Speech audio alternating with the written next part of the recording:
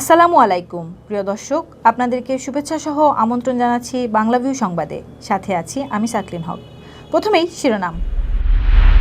বিশ্বনাথে পুলিশের সাথে ডাকাত দলের বন্দুকযুদ্ধ, এক ডাকাত নিহত, গুলিবিদ্ধ 3 পুলিশ সদস্য হাসপাতালে। পুলিশের বাধার পরও সিলেট নগরীতে মিছিল করেছে যুবদল। গোলাপগঞ্জে র্যাবের সাথে বন্দুকযুদ্ধে শীর্ষ সন্ত্রাসী নিহত, আটক 5। ফিলিপাইনের যুবতীর সাথে প্রেমের জের ধরে সিলেটে যুবকের আত্মহত্যা, ঝুলন্ত লাশ উদ্ধার। সিলেট কৃষি বিশ্ববিদ্যালয়ে জীববিজ্ঞান উৎসব অনুষ্ঠিত।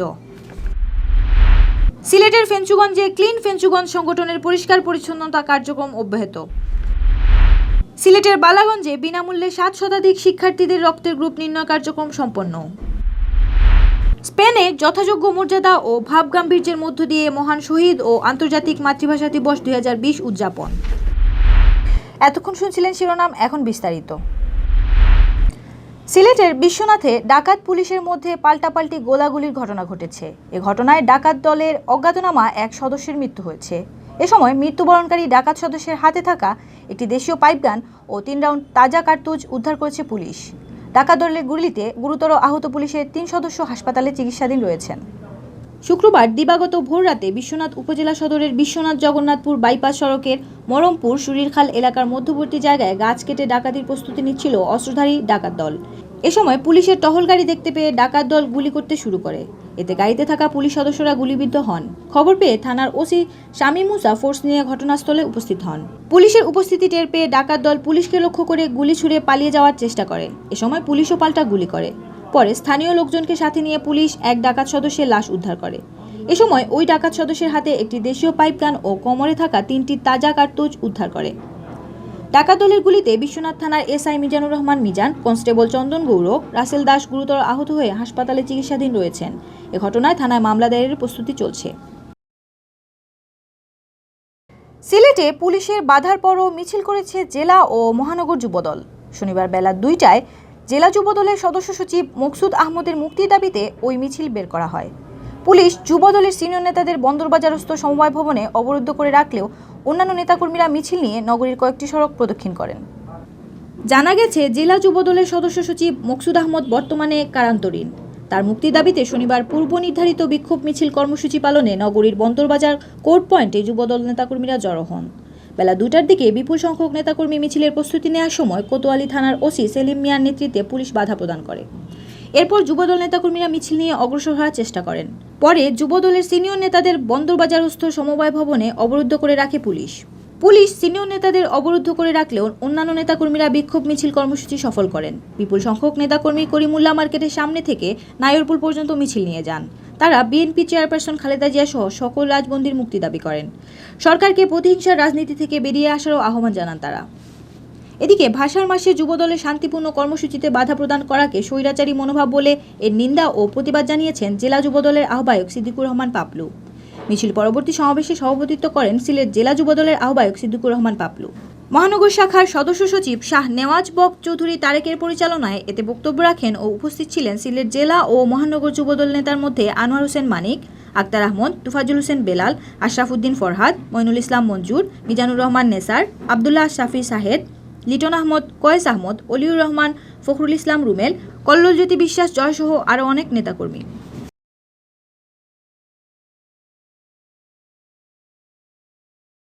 সিলেটের গোলাপগঞ্জে বন্দুকযুদ্ধে এক শীর্ষ সন্ত্রাসী নিহত হয়েছে।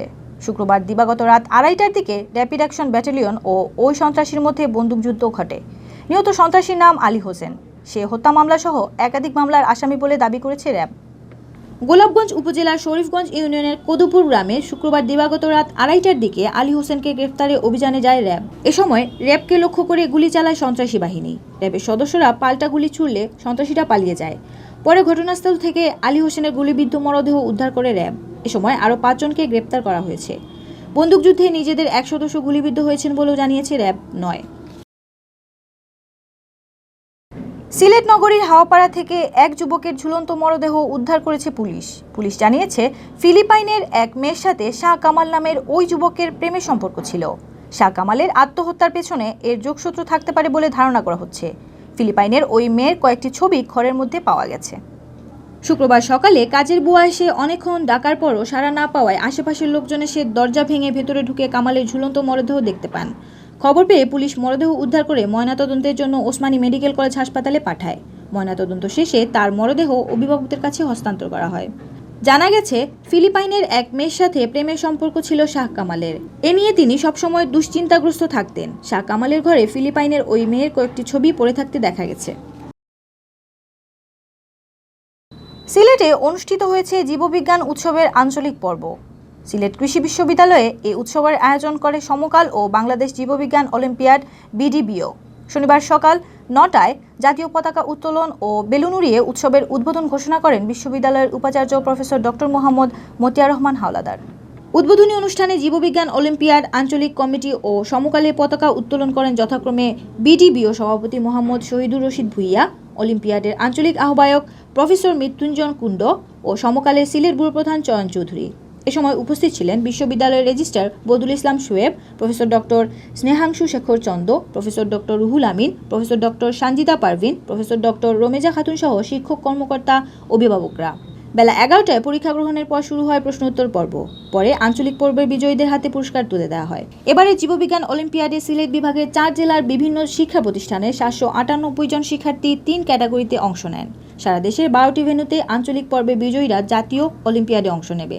জাতীয় পর্যায়ে চ্যাম্পিয়নরা জাপানে অনুষ্ঠিত আন্তর্জাতিক অলিম্পিয়াডে দেশের প্রতিনিধিত্ব করবে। সিলেটের ফেঞ্চুগঞ্জ উপজেলায় স্বেচ্ছাশ্রমে পরিষ্কার পরিচ্ছন্নতা কার্যক্রম অব্যাহত রেখেছে তরুণ স্বেচ্ছাসেবী সংগঠন ক্লিন ফেঞ্চুগঞ্জ। শনিবার 3য় দফায় ফেঞ্চুগঞ্জ বাজার এলাকা থেকে স্বেচ্ছাশ্রমে পরিষ্কার পরিচ্ছন্নতা কাজ করে তারা। শনিবার সকালে ফেঞ্চুগঞ্জ মধ্যবাজারে পরিষ্কার পরিচ্ছন্নতা কার্যক্রমে উপস্থিত হয়ে উৎসাহ ও দিক নির্দেশনা প্রদান করেন সিলেট 3 আসনের এমপি মাহমুদুজ্জামান চৌধুরী কয়েস। এ সময় তিনি বলেন, ফেঞ্চুগঞ্জের তরুণরা স্বেচ্ছাশ্রমে যে কাজ করছে তা খুবই প্রশংসনীয়। ক্লিন ফেঞ্চুগঞ্জের কার্যক্রমের মাধ্যমে গ্রিন ফেঞ্চুগঞ্জ করতে তিনি প্রয়োজনীয় সহযোগিতার আশ্বাস প্রদান করেন। পরিষ্কার পরিচ্ছন্নতা কার্যক্রমে উপস্থিত ছিলেন ক্লিন ফেঞ্চুগঞ্জের আশরাফুল ইসলাম খান লিমন, নাইমুল ইসলাম, ফরিদুদ্দিন, আসিফ ইকবাল ইরন, আব্দুল সালাম তালুকদার, মোহাম্মদ কামরুজ্জামান, ওয়াহিদুল ইসলাম তাফাদার, আব্দুল হামিদ, আব্দুল মতিন ও বাজার ইজারাদার জুয়েল আহমেদ, সমাজকর্মী গণকবি মফজ্জিল আলী, ফেঞ্চুগঞ্জ বাজার বণিক সমিতির আহ্বায়ক আব্দুল বারী ও সমাজকর্মী শাহজাহান আহমেদ প্রমুখ। সিলেটের বালাগঞ্জে প্রায় 700 শিক্ষার্থীর রক্তের গ্রুপ নির্ণয় করা হয়েছে। পূর্ব গৌরীপুর ইউনিয়নের মুসলিমাবাদ গ্রামের তালুকদার গ্রুপের উদ্যোগে স্থানীয় মুসলিমাবাদ আদর্শ উচ্চ বিদ্যালয়ে বিনামূল্যে রক্তের গ্রুপ নির্ণয় কার্যক্রম অনুষ্ঠিত হয়। শনিবার সকালে কর্মসূচি পালন উপলক্ষে মুসলিমাবাদ আদর্শ উচ্চ বিদ্যালয়ে এক সংক্ষিপ্ত আলোচনা সভা অনুষ্ঠিত হয়। এতে সভাপতিত্ব করেন উত্তর সুজননগর সরকারি প্রাথমিক বিদ্যালয়ের প্রধান শিক্ষক গিয়াসউদ্দিন তালুকদার। আবুল হোসেন তালুকদারের সঞ্চালনায় সভায় উপস্থিত ছিলেন মুসলিমাবাদ আদর্শ উচ্চ বিদ্যালয়ের ভারপ্রাপ্ত প্রধান শিক্ষক হেলাল উদ্দিন, সিনিয়র শিক্ষক সেলিম জাবেদ, মোহাম্মদ সালাউদ্দিন, আরিফুল হক, আলমগীর তালুকদার, হাবিব তালুকদার, মারুফ আলম, মির্জু তালুকদার, শাহ আলম তালুকদার, রাসেল তালুকদার, ওয়াহিদ তালুকদার, নাহিদ তালুকদার, হাফিজ জুবেল আহমদ, আবু সালেহ হুসাইন সহ আরও অনেকে। এখন শুনুন প্রবাসী সংবাদ। যথাযোগ্য মর্যাদা ও ভাব গাম্ভীর্যের মধ্য দিয়ে স্পেনে মহান শহীদ দিবস ও আন্তর্জাতিক মাতৃভাষা দিবস 2020 পালন করা হয়েছে। শুক্রবার সকালে দূতাবাসে বাংলাদেশের জাতীয় পতাকা অর্ধনমিত রাখার মাধ্যমে 21 কর্মসূচি শুরু করেন দেশটির নিযুক্ত বাংলাদেশের রাষ্ট্রদূত হাসান মাহমুদ খন্দকার। পরে সকাল 11টায় দূতাবাস মিলনায়তনে 21 তাৎপর্য নিয়ে আলোচনা সভার আয়োজন করা হয়। এতে প্রামাণ্য চিত্র প্রদর্শন, জাতীয় সঙ্গীত পরিবেশন এবং বাংলাদেশি খাবার আপ্যায়নের মাধ্যমে অনুষ্ঠান সম্পন্ন হয়। দূতাবাসের charge d' affaires M Harun Al রাশিদের পরিচালনায় অনুষ্ঠিত আলোচনা সভায় পবিত্র কোরআন থেকে তেলাওয়াত করেন দূতাবাস কর্মকর্তা সাইফুল ইসলাম ও গীতা পাঠ করেন শ্যামল তালুকদার। এরপর 1952 সালের 21 ফেব্রুয়ারি শহীদ হওয়া ভাষা শহীদদের আত্মার মাগফিরাত কামনা করে বিশেষ মোনাজাত করা হয়। এ সময় রাষ্ট্রপতি, প্রধানমন্ত্রী, পররাষ্ট্রমন্ত্রী ও পররাষ্ট্র প্রতিমন্ত্রীর বাণী পাঠ করে শোনানো হয়। রাষ্ট্রপতি বাণী পাঠ করেন দূতাবাসের charge d' affaires M Harun Al Rashid, প্রধানমন্ত্রীর বাণী পাঠ করেন বাণিজ্যিক সচিব রেদওয়ান আহমেদ, পররাষ্ট্রমন্ত্রীর বাণী পাঠ করেন প্রথম সচিব সোমো মোহাম্মদ মুতাসিমুল ইসলাম এবং পররাষ্ট্র প্রতিমন্ত্রীর বাণী পাঠ করেন দ্বিতীয় সচিব তাসিনা আফরিন শারমিন। অনুষ্ঠানের শুরুতে দূতাবাসের charge d' affaires M Harun Al Rashid সমবেত অতিথিদের স্বাগত জানিয়ে বক্তব্য প্রদান করেন। 21 আলোচনায় প্রধান অতিথি রাষ্ট্রদূত হাসান মাহমুদ খন্দকার ভাষাকে মায়ের মতো দেখতে হবে উল্লেখ করে বলেন, মাকে যেভাবে আমরা ভালোবাসি সেভাবে বাংলা ভাষাকেও ভালোবাসলে আমাদের ভাষা সমুন্নত থাকবে। সবসময় বাংলা ভাষার চর্চা চালিয়ে যেতে বলেন তিনি।